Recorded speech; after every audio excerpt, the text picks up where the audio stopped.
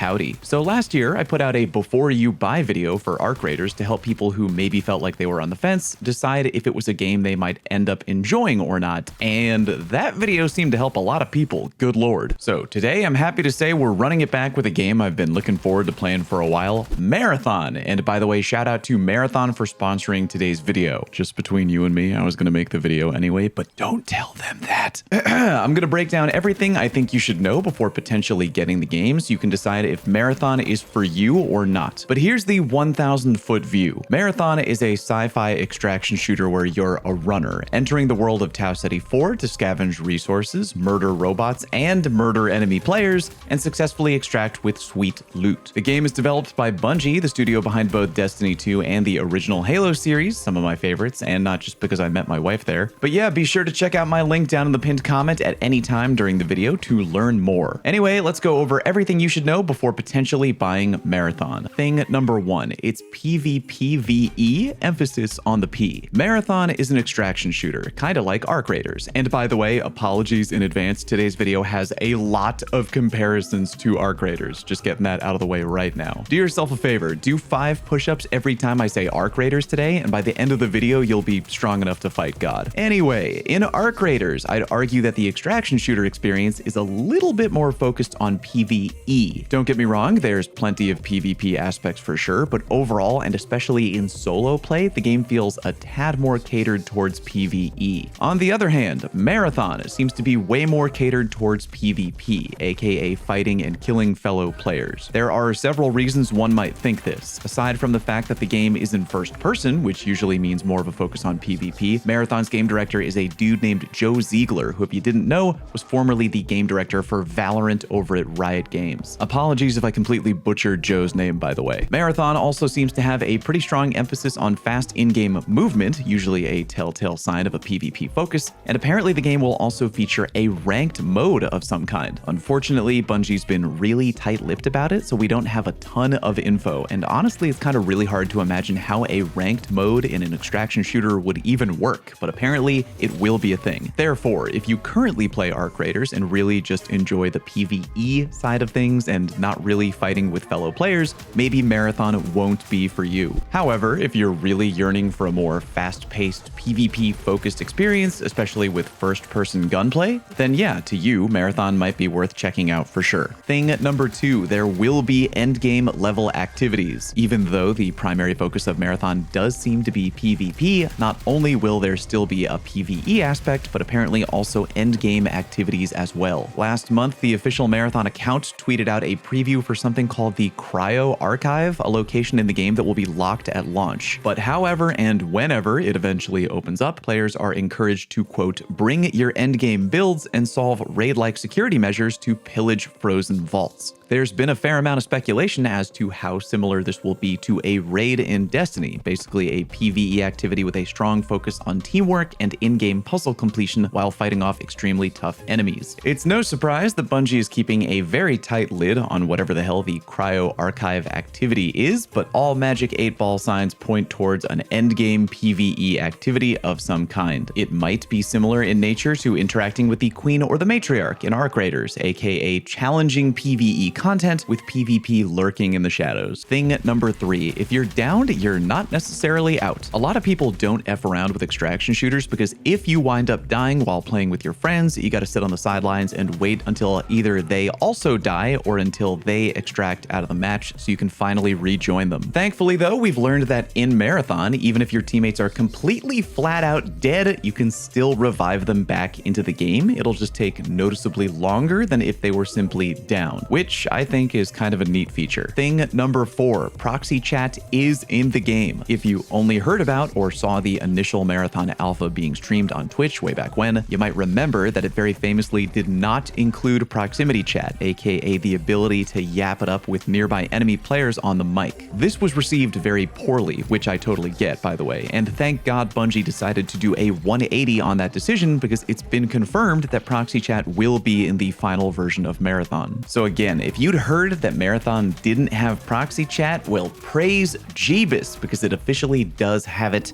and you'll 100% be able to smack talk complete strangers on Tau Ceti. Respectably, of course. Thing number 5, there are 6 runner shells, all with different abilities. I mean, technically there are 7, but we'll get to that in a minute. For now though, 6 runner shells, and they all do different things, so you might need to swap around a bunch and try to figure out the one you like the most. Very briefly, the destroyer shell seems like the option for players who really enjoy the fast-paced kick down the door playstyle. Basically for the guy in your friend group who very much likes to hold down the W key and be kind of the frontline team vanguard. The assassin shell is for the homie in the group who prefers the ambush playstyle. Things like smoke screens and just straight up invisibility are on the table, allowing you to completely sneak up on the enemy. The recon shell is for those who want to help the team hunt down enemy players. You got a few tools in your kit designed for revealing nearby enemies, both AI and actual players, sort of like informational support, so to speak. The vandal shell is probably what I'd call the movement demon option. Do you have any friends who like to play FPS games and they're really jittery and spastic, or they always talk about movement, or maybe they're the type of player to never stop effing around with their knife in Counter-Strike? Yeah, the vandal shell is probably the choice for them because you have just better movement options on the table, including a double jump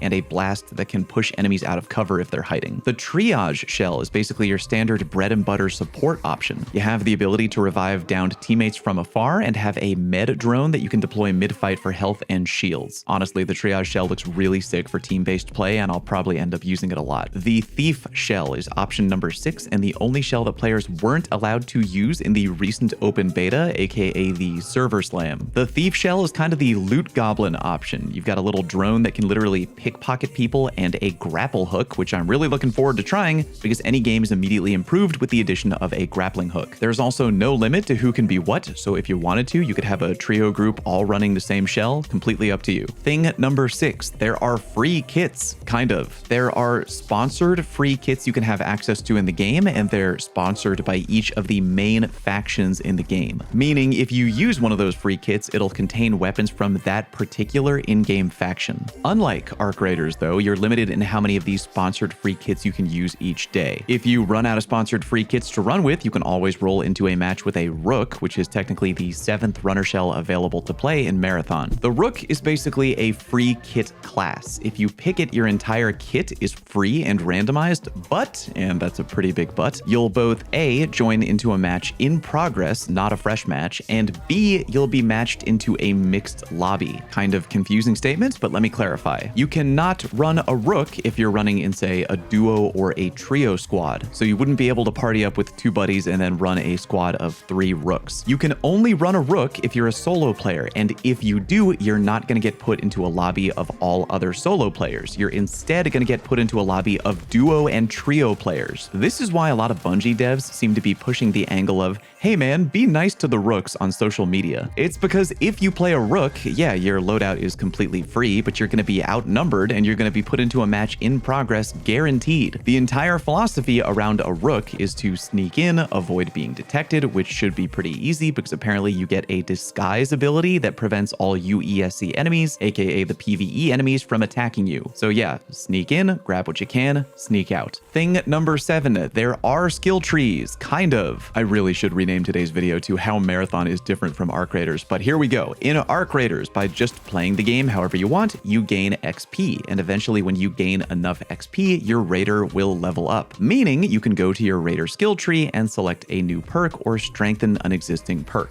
In Marathon, you have specific bounties from all the available factions in the game. The bounties require you to do a specific thing, i.e. bring back X amount of this specific resource, and boom, bounty complete. Every bounty you complete will give you experience with that particular faction. When you get enough experience with a particular faction, you'll level up that faction. You need to have a high enough level with a particular faction in order to acquire certain skills or perks from that faction tree. And in case you were wondering, all the benefits you have from a particular faction skill tree are always active. You don't need to choose what faction perks you want active every time you launch a match. They'll always be turned on if you have them unlocked. Thing number 8, there will be seasonal resets. In Marathon, we officially have confirmation that there will be seasons and seasonal resets. From a recent Bungie article, they mentioned that seasons in Marathon will last around 3 months, give or take. There will also be seasonal updates that potentially essentially include, quote, new gameplay, including gear, runner shells, zones, events, and more, which will be free for all players to access or earn, no expansions or DLC required. And by the way, even though a new season will wipe all of your gear, you'll still keep your achievements, including cosmetics, both earned and paid, titles, and other rewards you earn by playing and reaching milestones each season. So yeah, TLDR, there will be wipes for sure, but there will be plenty of new stuff each season as well, and you'll still hold on to plenty of non-gear stuff that you've earned while playing the game. Thing number 9, the nitty-gritty. Just in case you were wondering about how much the game is, can you play it with your friends on other platforms, yada yada, we'll cover that here. At the moment, Marathon is currently priced at $40, which is around the same price as a few other popular games these days, like Helldivers 2 or Arc Raiders. Regarding cross-save, good news there. Marathon will feature cross-play and cross-save right from the get-go, meaning your progress, your items, etc. will all carry over between platforms. If you're a PC gamer and you're wondering what the recommended minimum specs are, they're right here. Feel free to pause right here and double check your own system stuff, but unless your rig is completely old and busted, you should be fine for the minimum specs. Thank you very much for watching, and swing by my stream because I intend to stream a lot of Marathon. Peace.